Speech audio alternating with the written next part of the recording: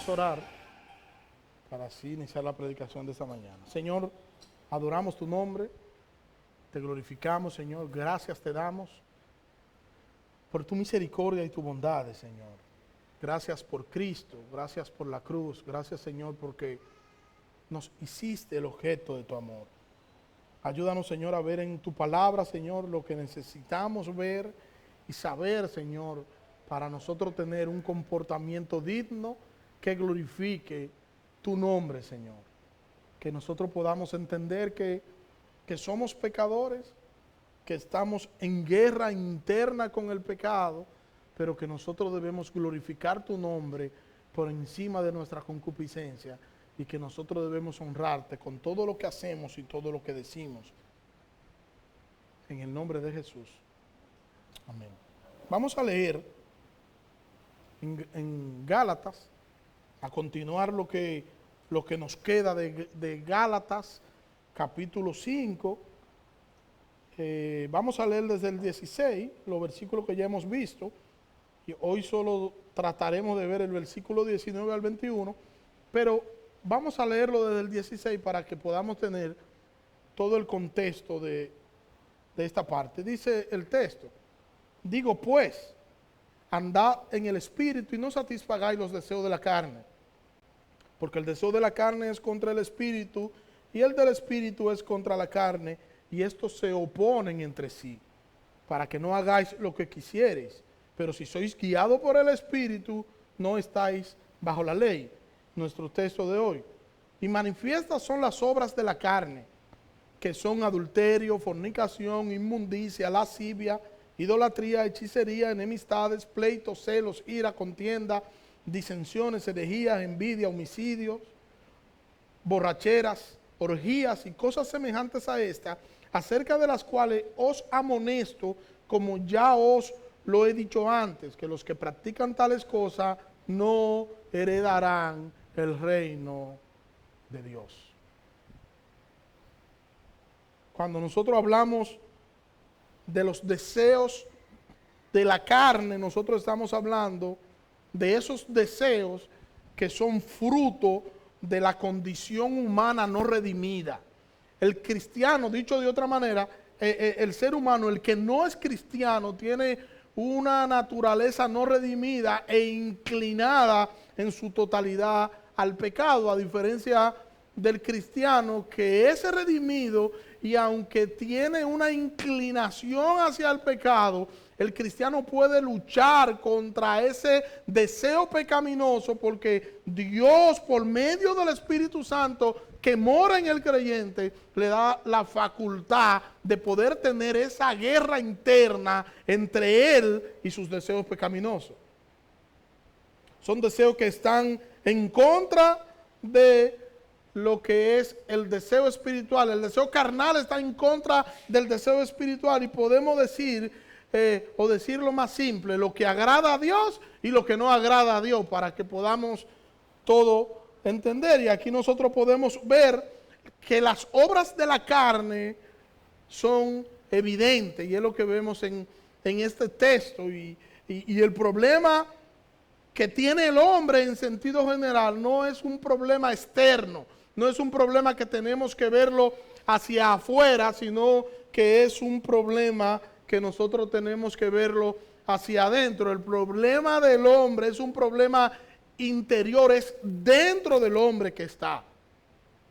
Cuando nosotros vayamos a buscar el problema no está afuera, el problema está dentro de mí, solo debo mirarme en el espejo. Miren como dice Marcos capítulo 7, desde el versículo 20, dice: pero decía que lo que del hombre sale, eso contamina al hombre, porque de dentro del corazón de los hombres salen los malos pensamientos, los adulterios, las fornicaciones, los homicidios, los hurtos, las avaricias, las maldades, el engaño, la lascivia, la envidia, la maledicencia, la soberbia, la insensatez. Todas estas maldades de dentro salen y contaminan al hombre. ¿De dónde sale todo eso? Lo que pasa es que Satanás entró esa envidia en mí, Satanás entró ese celo en mí, Satanás entró eso. No. Eso sale, dice Cristo, de adentro de nosotros, de nuestra propia concupiscencia, de nuestros deseos pecaminosos, de ese remanente del pecado que aún mora en nosotros.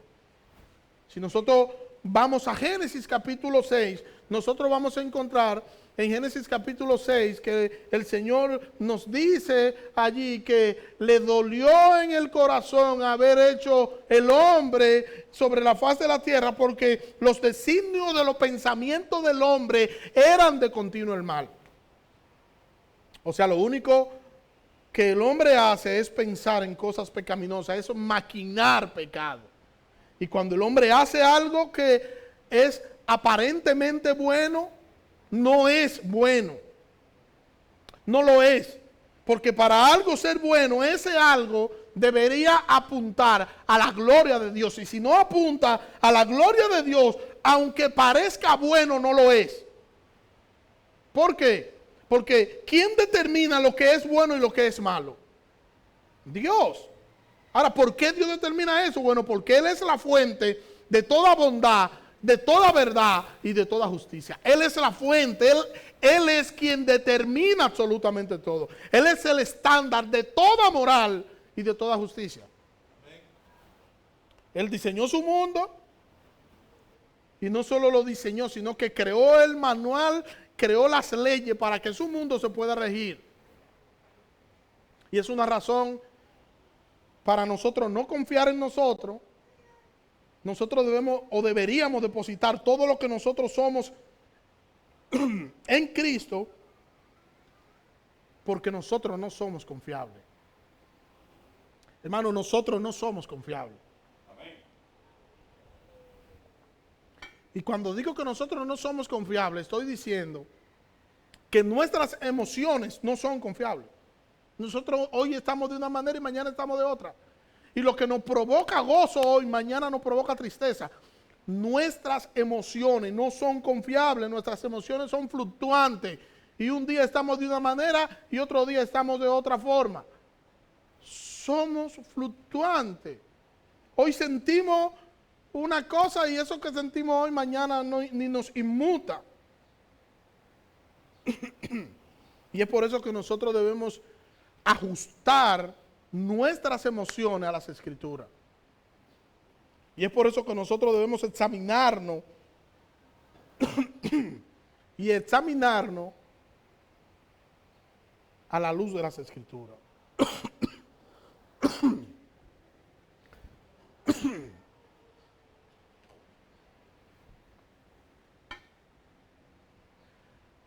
¿Y por qué nosotros deberíamos hacer eso? Porque es posible que yo sienta hacer algo y yo estar convencido que ese algo yo lo hago para la gloria de Dios, pero en realidad ese algo que yo quiero hacer no agrada a Dios porque la Biblia lo desautoriza. Como aquella hermana que le dice al pastor: pastor, yo me quiero casar. Ya por fin encontré novio después de 30 años. Y el pastor le dice: qué bueno. Hermana, ¿y de qué iglesia es? Y ella le dice: no, él no es cristiano.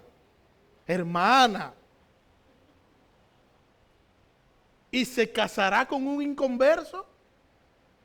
Y ella le dice: el Señor me dijo que me casara con él, que después lo iba a convertir.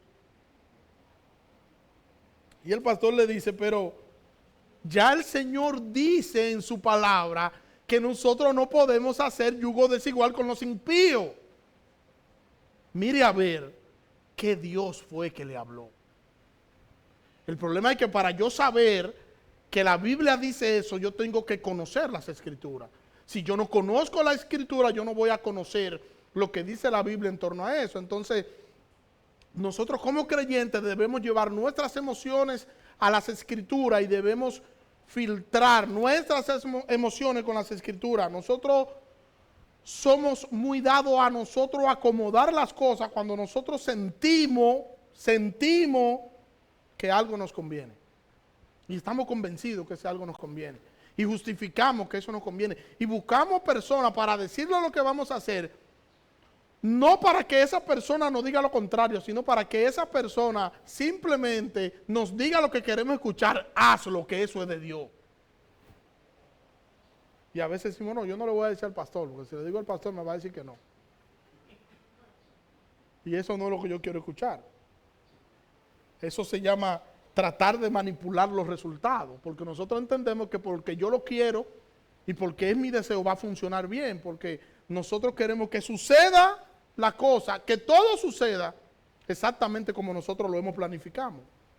Y nosotros olvidamos en eso que nosotros debemos buscar, primero buscar la voluntad de Dios en oración, esa voluntad de Dios que nosotros tenemos expresada en las Escrituras. Y decirle y pedirle al Señor en oración que nos ayude a nosotros poder aceptar su voluntad, esa voluntad que ya Él ha expresado en las Escrituras.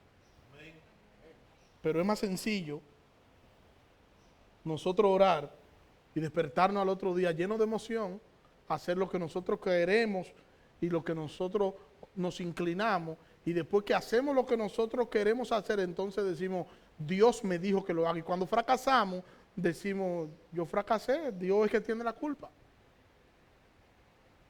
Y eso me hace recordar a un hermano, a un pastor que quería echar el techo de la iglesia. Y se gastaba casi $1 millón echando el techo para hacer el techo, para hacer un plato en la iglesia. Y él me dijo, yo quiero techar la iglesia, quiero hacer un plato. Yo le dije, mira, ¿cómo están las finanzas de la iglesia? Mira, están así. Digo, tú no estás en condiciones de eso ahora. Porque si tú te metes en un préstamo con eso que está entrando en la iglesia, no da para tú. Es en fe, que tú eres un tipo que no cree. Tú estás falto de fe. Yo lo voy a hacer oh Dios, en el nombre de Jesús, me dijo él. Y me dijo, mira cómo me engranojo. El Señor, y me dio una lección de fe, de por qué yo no tenía fe y él sí. Tomaron el préstamo, y hicieron el techo, echaron el plato, y a los 4 meses andaba volviéndose loco porque no tenía cómo pagar el préstamo que había tomado. Pero él entendió en su emoción que como eso es para Dios, yo lo puedo hacer. No, es que la fe no es loca.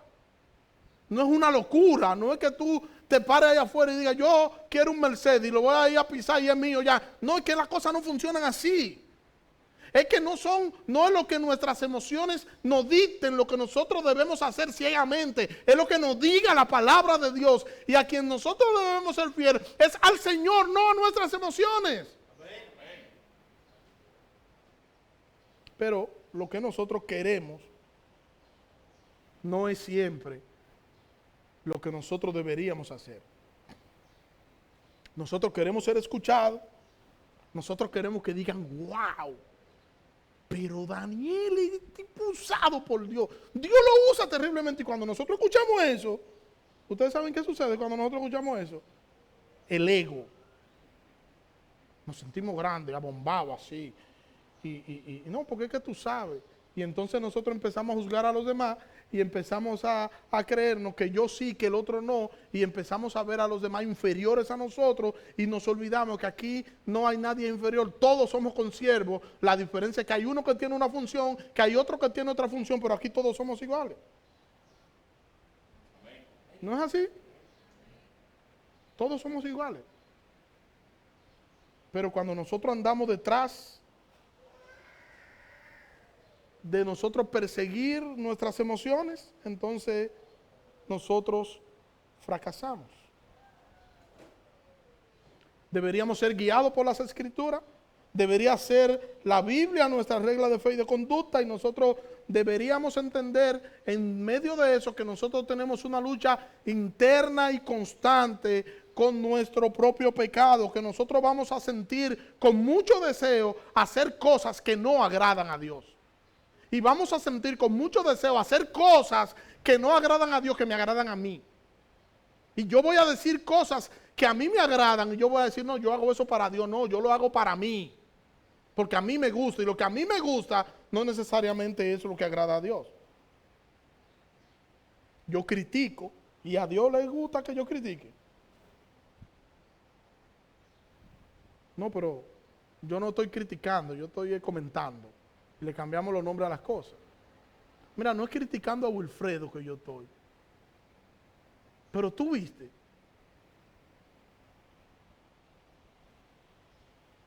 Porque el pecado que nos gusta a veces se pone tan de manifiesto que termina ganándonos la guerra interna. Y a veces con ese pecado que nosotros nos sentimos cómodos, con ese pecado nosotros tenemos no solo lucha, sino que afectamos a las personas que están cerca de nosotros. Estamos en medio de una guerra interna.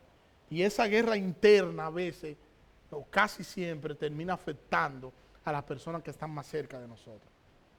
Y por causa del pecado que aún mora en nosotros, nosotros tenemos que reconocer que nosotros no somos buenos.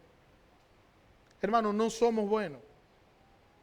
Aquí no hay uno que pueda decir, no, usted no está hablando de mí. Yo sí soy bueno. Yo soy de otra estirpe. No, aquí no hay nadie bueno. No hay bueno ni aún uno. El único bueno es el Señor.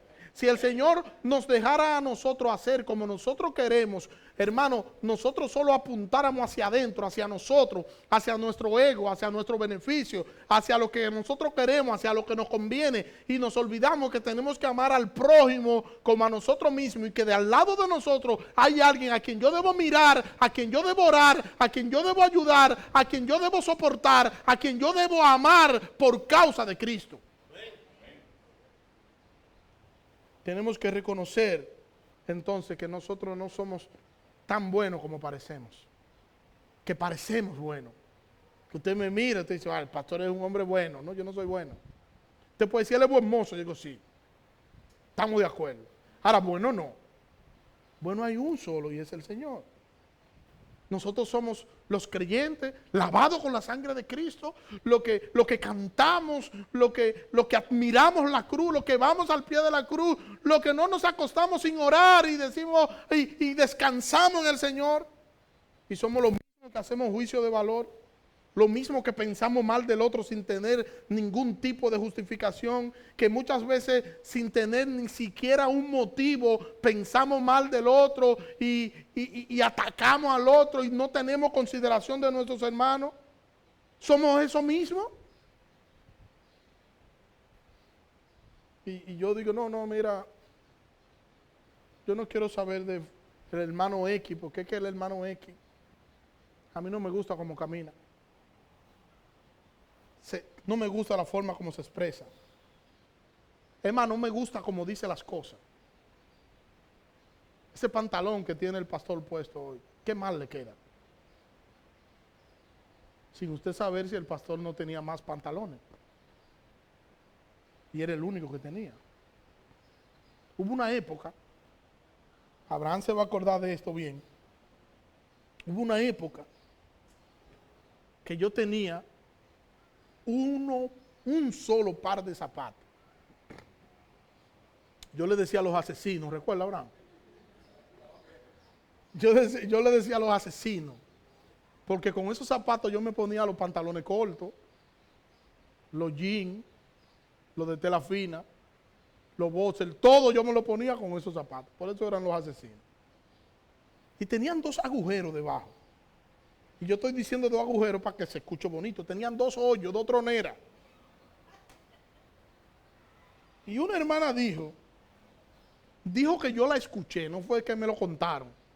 Que yo la escuché, esa hermana dijo, pero esos zapatos que se pone el pastor sí son feos. Es verdad que eran feos, hermano. Ella no estaba hablando mentira. Tan feos que son. Y lo que ella no sabe es que cuando llovía, yo tenía una preocupación no por la sombrilla, era porque iba a llegar con la media empapada de agua a mi casa. Pero era más fácil criticar que ayudar. Porque a veces nosotros criticamos sin nosotros saber, sin nosotros tener conocimiento de las cosas.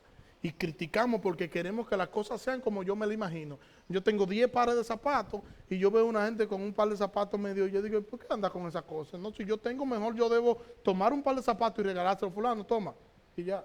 Y no tengo que criticar. Pero es más fácil criticar, es más fácil decir cosas de nuestros hermanos que nosotros ayudar. Y a veces cuando yo emito un juicio, no es un juicio verdadero porque yo no tengo el conocimiento de todo lo que está pasando con ese hermano. Entonces, lo recomendable es que yo no critique, lo recomendable es que si yo puedo ayudar, yo ayudo, no critico. Porque cuando yo ayudo, yo estoy cumpliendo la Biblia. Cuando yo estoy criticando, entonces yo estoy fallando, porque a mí no me han llamado a criticar. El amor no es aquel que critica de manera despiadada. El amor es aquel que se coloca al lado, que es un soporte y que ayuda a su hermano en lo que entiende que su hermano no está haciendo bien. Y yo le pregunto, ¿eso nos pasa a nosotros? Que somos más dados a la crítica que a ayudar a quien lo necesita. Alguien se nos para en un semáforo y nos dice, regálame 5 pesos. La Biblia dice que por causa de la maldad, el amor de muchos se enfriará, pero el de nosotros no tiene que enfriarse. Y nosotros desde que vemos a alguien de una vez, todos nos predisponemos y decimos, no, es un vicioso. No, ese es tal cosa. No, ese es tal cosa. Y dejamos de hacer el bien por la maldad de otro. Y el hecho de que el otro sea malo no significa que yo tengo que serlo también. Nosotros no estamos llamados a juzgar a nadie por la forma en la que es, por la forma en la que viste, por la forma en la que hace las cosas, sino nosotros estamos llamados a nosotros poder ayudar siempre y cuando nosotros podamos hacerlo. Nos fijamos en todo lo que hacen los demás y olvidamos que yo tengo que estar pendiente en la viga que está en mi ojo antes de yo ver la paja que está en el ojo de mi hermano. Y yo juzgo y juzgo a Wilfredo porque Wilfredo está haciendo algo, pero yo olvido que hay algo que yo estoy haciendo y que yo debo corregirme, y no lo hago porque yo estoy pendiente a lo que está haciendo Wilfredo. Yo pregunto, ¿por qué somos así?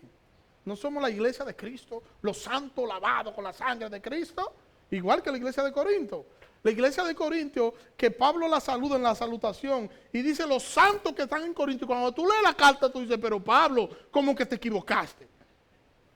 Eso puede ser cualquier cosa menos santo. El problema es que nosotros todavía estamos luchando con el pecado que mora en nosotros.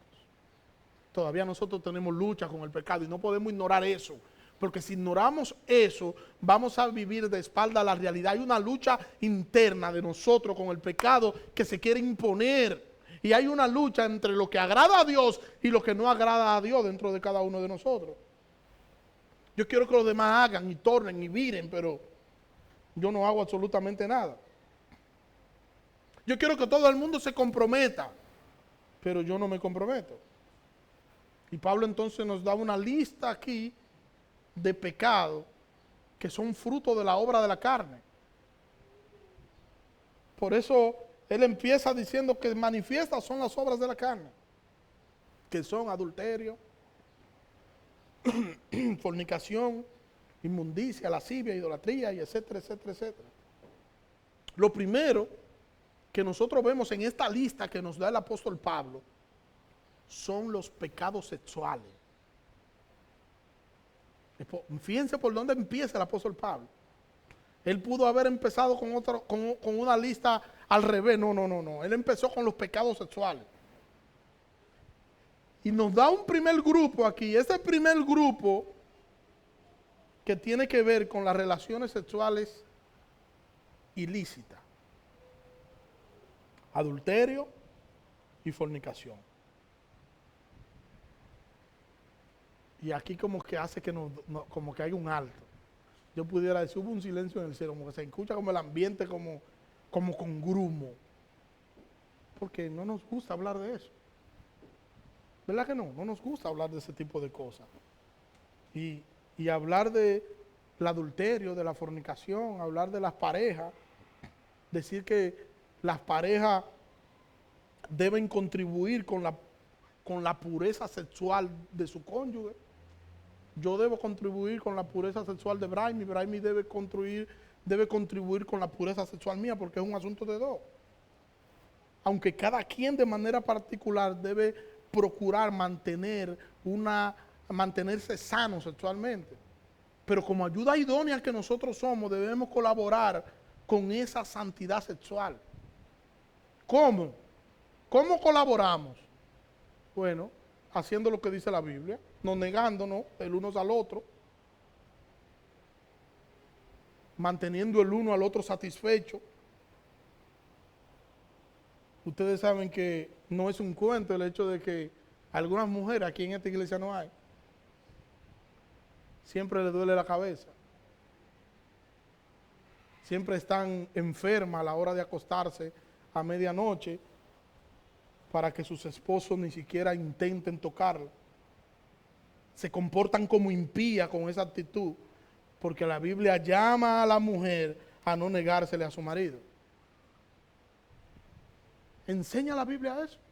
Vaya conmigo a la primera carta a los Corintios, capítulo 7, versículo 3 en adelante. Dice allí el texto: el esposo debe satisfacer las necesidades sexuales de su esposa, y la esposa debe satisfacer las necesidades sexuales de su marido. La esposa le da autoridad sobre su cuerpo a su marido y el esposo le da autoridad sobre su cuerpo a su esposa.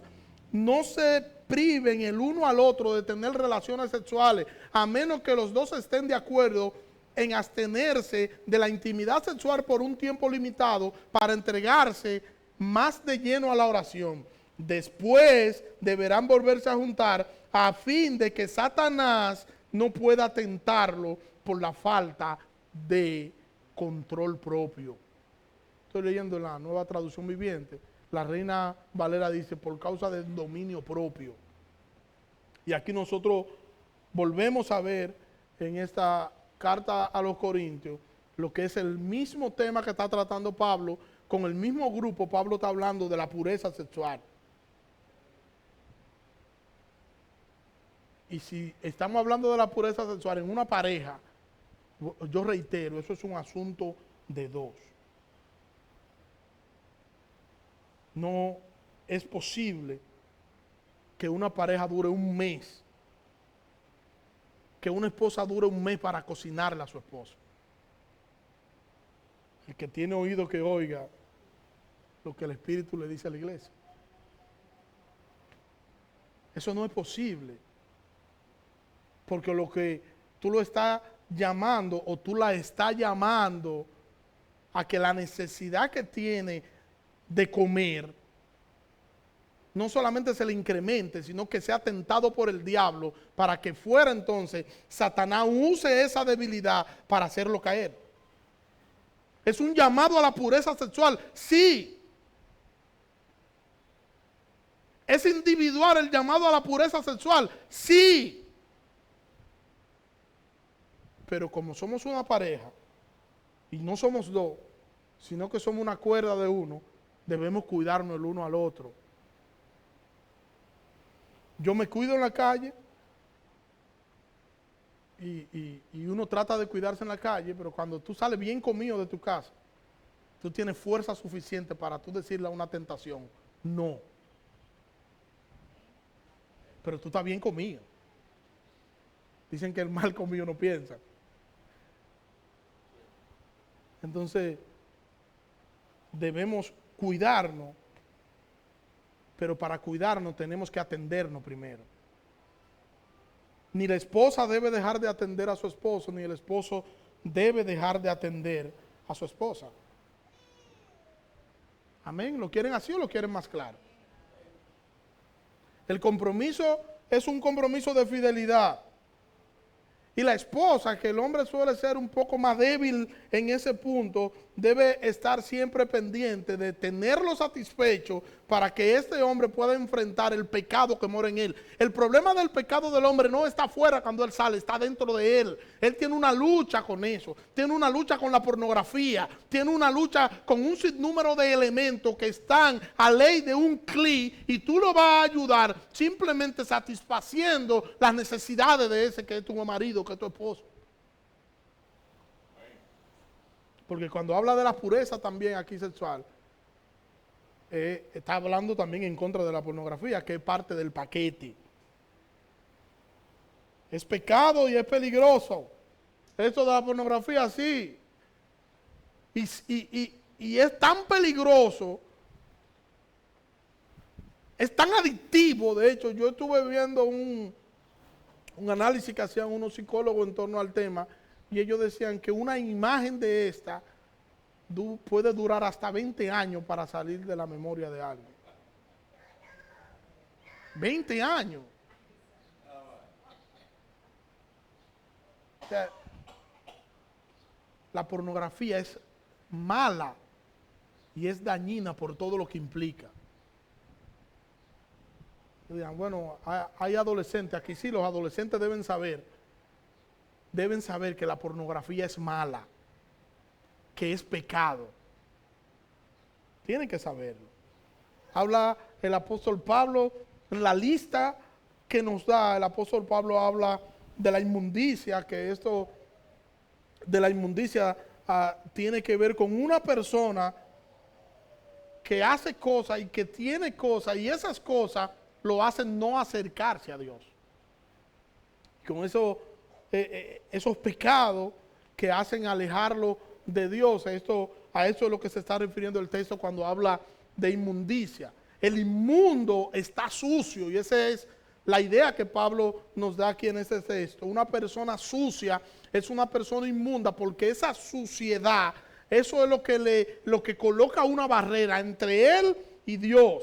Es una persona que necesita ser limpio por la palabra de Dios, y cuando esta persona es limpia por la palabra de Dios, entonces puede acercarse a Dios con toda libertad. Usted puede decirme, no, pastor, ese no es mi problema. Yo no tengo ningún tipo de pecado que me alejen de Dios, porque yo soy cristiano. Y Cristo, usted mismo ha dicho, que perdonó en la cruz mis pecados pasados, presentes y futuros. Yo soy cristiano, pastor. Usted como que se ha equivocado. Yo soy un creyente limpio por la sangre de Cristo. ¿Eso es verdad? Ahora, ¿eso te exime de tener una lucha con estos pecados? No. Yo te puedo preguntar, ¿tú sales mal vestido o mal vestida de tu casa?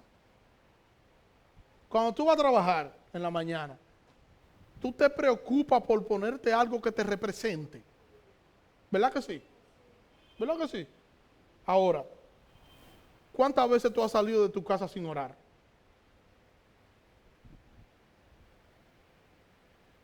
¿Y qué es más importante? Ven, cuando ponemos las cosas en balance,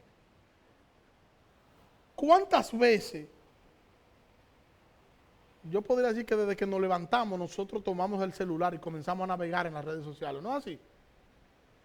Y el celular, por ejemplo, el celular mío me dice en la semana el tiempo que yo duré con la pantalla encendida navegando en el teléfono. El teléfono me lo dice el tiempo. Ahora, ¿cuántas veces o cuántas semanas usted ha dejado de leer la Biblia? ¿Cuántas semanas usted ha dejado de leer la Biblia? Ahora, cuando usted dura 3 horas sin usted navegar en las redes sociales, ¿no se siente incómodo? ¿No se siente incómodo? El WhatsApp colapsó hace unos meses, ¿ustedes no se acuerdan? Y la gente andaba volviéndose loco. ¡Ay! El mundo se acabó. Y no duramos meses nosotros sin leer la Biblia. ¿Y qué sucede? Nos sentimos igual. Usted sabrá. Entonces, cuando nosotros pasamos mucho tiempo dándole importancia o dándole una mayor importancia a lo que no deberíamos darle esa mayor importancia, entonces eso a lo que nosotros le damos importancia termina escalando en nosotros y termina ocupando en nosotros una posición que no le pertenecen a esas cosas, sino que le pertenecen a las cosas espirituales. Amén. Y eso entonces lo que termina es agrandando nuestra guerra interna y opacando el deseo por Dios en nuestros corazones. Y esas cosas nos roban la pasión por Dios. Y entonces comenzamos a justificarnos, a decir, no, lo que pasa es que el Señor sabe, No, lo que pasa es que el Señor sabe que yo no puedo orar porque es que yo estoy cansado. Y como yo estoy cansado, el Señor me conoce. No, yo no puedo estudiar la Biblia porque es que yo no tengo tiempo. Y es verdad que nosotros no leemos la Biblia porque no tenemos tiempo. Es verdad que no oramos porque no tenemos tiempo. Y repito a John Piper siempre, cuando hablo de eso, que John Piper dice que las redes sociales vinieron para decirnos el día del juicio que nosotros no orábamos, no era por falta de tiempo, era por falta de pasión. Porque duramos horas y horas y horas y horas y horas en las redes sociales. Y no podemos orar. El Señor le dijo a los discípulos, ustedes no pueden orar ni siquiera una hora. Una hora, nosotros no podemos orar ni siquiera 5 minutos.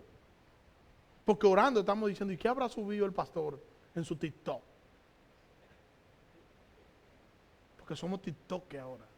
Y andamos, todo es, y todo es las redes sociales. Y si voy a comer, lo subo para las redes sociales. Y si voy a orar, pongo el teléfono y me pongo a orar en las redes sociales. Señor, tal cosa, o lo escribo, porque no sabía que la Biblia decía que cuando tú vayas a orar, abre tu teléfono, abre una de las redes sociales y dile a tu Padre que está en los cielos. Es así que dice. No es eso que dice, cierra la ventana y tu Padre que te ve en secreto te va a recompensar en público. Pero nosotros queremos exhibirnos y una forma de exhibirnos son las redes sociales para que la gente vea que yo oro. Y cuando nos dan un like nos dice, wow, esa oración me llegó, eso nos engrandece. Y nos hace sentir grande. ¿Y cuántos likes tengo? ¿Y cuántos likes tengo? Nosotros no oramos, no es por falta de tiempo, es por falta de pasión. Nos hace falta pasión por Dios. Nos hace falta nosotros entender qué nosotros somos, a quién nosotros servimos y detrás de qué nosotros debemos ir. Y las redes sociales, la tecnología nos está robando lo mejor de nosotros. Y estamos haciendo una inversión enorme en la tecnología, en las redes sociales, y nos estamos olvidando de la cosa más importante y nos estamos descuidando de nuestra vida espiritual.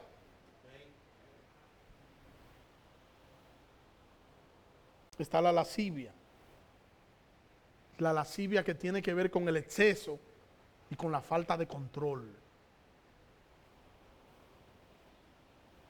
Aunque este pecado de lascivia casi siempre uno se lo aplica a la parte sexual, no necesariamente. Hay gente que tiene problemas de freno en la lengua. ¿Ustedes no lo han visto? ¿No han visto ustedes gente con problemas serios en la lengua? Yo lo he visto. Gente que se deleita y eso tiene que ver, la lascivia tiene que ver con el deleite y el abandono en los deseos sexuales, sí es cierto. La lascivia tiene que ver con la exageración de alguien disfrutar lo que no es permitido. La exageración de disfrutar de lo que no es permitido. De lo que es prohibido, sí, que no es permitido. Y nosotros debemos darnos el lujo de nosotros poder ir tras nuestra pureza espiritual. Está la idolatría. Ustedes dirán, bueno, la idolatría no aplica aquí para nosotros, ¿verdad que no? No aplica la idolatría para los cristianos. Hay muchos cristianos que son idólatras. ¿Cómo va a ser? Sí. Por eso yo le decía esta mañana que, creo que era esta mañana, que Calvino decía que el corazón del ser humano es una fábrica de construir ídolos. El Señor destruye un ídolo y el corazón del ser humano levanta otro. Y nosotros adoramos hijos, parejas, casas, vehículos, trabajos, ropas. Hermanos, ropas, comida. Hay quienes son un poquito más cosas, que son narcisistas y se adoran a sí mismos. Ahora, ¿por qué es mala la idolatría? Bueno, porque la idolatría quita a Dios del primer lugar y coloca aquello que es ahora nuestra causa de adoración. Enemistades, nos habla el apóstol de enemistades, y son esas actitudes erróneas que hacen que nosotros cometamos acciones erróneas. El cristiano no debe o no debería tener enemistades. Yo he escuchado cristianos decir, no, yo no soporto a fulana. No, yo no le hablo a ella. Fulano y yo somos enemigos. Eso suena como extraño, ¿verdad? Bueno, yo he escuchado cristianos así. Decir, no, yo no hablo con fulano. Yo prefiero no pasar palabra con fulano de tal, porque es que no vale la pena. No debemos tener enemigos porque el Señor nos manda a que nosotros amemos a nuestros enemigos. No a eso que nos manda. Y nuestros hermanos son nuestros enemigos. No. Mateo 5, vaya conmigo a Mateo 5. Versículo 38. Dice, oísteis que fue dicho ojo por ojo y diente por diente, pero yo os digo, no resistáis al que es malo. Antes, a cualquiera que te hiere en la mejilla derecha, vuélvele también la otra. Y al que quiera ponerte en pleito, quítale la túnica. Y quitarte la túnica, déjale también la capa. Y a cualquiera que te obligue a llevar una carga por una milla, ve con él 2. Al que te pide, dale, y al que quiera tomar de ti prestado, no se lo rehuses.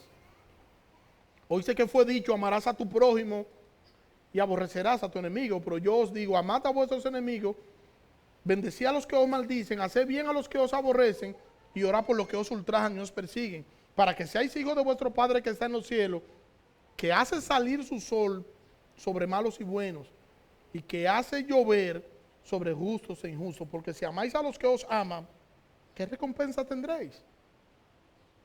¿No hacen también lo mismo los publicanos? Y si saludáis a vuestros hermanos solamente, ¿qué hacéis de más? ¿No hacen también eso mismo los gentiles? Sé pues vosotros perfectos, como vuestro Padre que está en los cielos es perfecto. ¿Ven que no es tan sencillo? No es tan sencillo. Está hablando del ojo por ojo y diente por diente, la ley del talión, pero nos está haciendo un llamado a que nosotros no resistamos al malo. Nosotros como creyentes tenemos que sufrir el agravio de nuestros hermanos. Y dice el Señor, al que te quiera quitar la túnica, dale también la capa. Esto era un mecanismo de control para quienes estaban en el desierto. Cuando se iban a enfrentar a la arena del desierto, necesitaban la túnica y la capa. Y el Señor le está diciendo, no lo resistan, dáselo. Amen a vuestros enemigos, bendigan a los que los maldicen. Al que te desea mal, deséale tú bien. No pongas detrás de tu vehículo que Dios te multiplique lo que tú me deseas. Y si lo que yo te deseo es mal, que me lo multiplique. No, no es eso lo que dice la Biblia. Y es lo que nosotros deberíamos hacer, pero bueno, dice que seamos perfectos como, ¿quién? Como vuestro Padre que está en los cielos es perfecto. Pero también habla de los celos, el apóstol Pablo en la lista que nos hace. Y el celo tiene que ver con el enojo, con el resentimiento. Ese resentimiento y ese enojo que nos ocasiona codicia y codiciamos lo que otra persona tiene. Son dañinos los celos y destruyen a la persona que cela. ¿Usted no ha visto gente que quiere todo lo que el otro tiene? Y se siente molesto porque no tiene lo que el otro tiene. Que si ven que alguien compra un vehículo, sufren. Porque ellos quisieran comprar uno también, pero no pueden. Y están pendientes a lo que el otro hace y lo sufren. En Dominicana le dicen envidioso. Y si no pueden hacer lo que el otro hace, eso les provoca un dolor porque tienen una especie de competencia dentro de ellos, no son auténticos. Y mientras el otro tiene más, ellos sufren más. Está la ira, personas que explotan con mucha facilidad. La ira que hace que una persona no tenga control de sí mismo. El que no tiene control de sí mismo es aquel que con mucha facilidad tiende a explotar en ira. Hay personas que se sienten mal con algo y se controlan y tratan de esperar el momento oportuno para decir lo que tienen que hacer. Eso es tener control de sí. Pero hay otros que son todo lo contrario. Y ellos, para poder justificar su mala forma, dicen, no, que yo no tengo pelo en la lengua. Y creen que es sabio decir lo que ellos quieren decir en el momento que ellos quieran decirlo, porque son ellos que lo están diciendo. Y explotan en diciendo cualquier cosa, y eso no es sabio. No lo es. Timoteo, primera carta a Timoteo, capítulo 1, versículo 7. Porque no nos ha dado Dios espíritu de cobardía, sino de poder, de amor, ¿y de qué más? Y de dominio propio. Primera carta a Corintios, capítulo 6, versículo 12. Todas las cosas me son lícitas, mas no todas me convienen. Todas las cosas me son lícitas, mas yo no me dejaré dominar de ninguna. Yo tengo un dominio propio. Ese dominio propio me lleva a yo tener control de mí. El dominio propio es el control dado por Dios al hombre a través del Espíritu Santo para negarse al pecado y a todo aquello que desagrada a Dios. Ese es el dominio propio. Un creyente que tiene todo lo opuesto a lo que es la ira, que es ese dominio propio, este creyente reacciona de manera equilibrada a sus propias decisiones y deseos y se deleita y se goza en ese autocontrol dado por el Espíritu Santo a él sobre sus emociones y es capaz de dominar sus propios impulsos. Eso lo hace una persona llena del Espíritu Santo. ¿Por qué? Porque el dominio propio es un fruto del Espíritu Santo. Solo el que tiene el Espíritu Santo puede tener dominio propio. Por eso el creyente no debe ser descontrolado, impulsivo y sentirse bien cuando dice todo lo que le llega a la cabeza porque me desahogué. Yo tenía que decirlo y me desahogué. Que piensen lo que quiera. No, el creyente debe tener control de sí mismo. Debe tener autocontrol, debe tener dominio propio, porque todo aquel que es morada de Dios tiene dominio propio. Amén. Todo lo que yo he dicho hasta ahora tiene que ver con lo que es la obra de la carne, con lo que es nuestra concupiscencia, con lo que es el pecado remanente que mora en nosotros. Y eso nos coloca una carga y un peso en las cosas que nosotros deberíamos hacer como cristianos y las cosas que nosotros estamos haciendo. Y lo he dicho, y todo esto que vimos en esta mañana es para que usted lo ponga en una balanza y usted evalúe, no es para que usted salga depresivo de aquí diciendo, pero yo soy un... No. Para que usted lo coloque en una balanza y usted diga, mira, yo no estoy haciendo esto.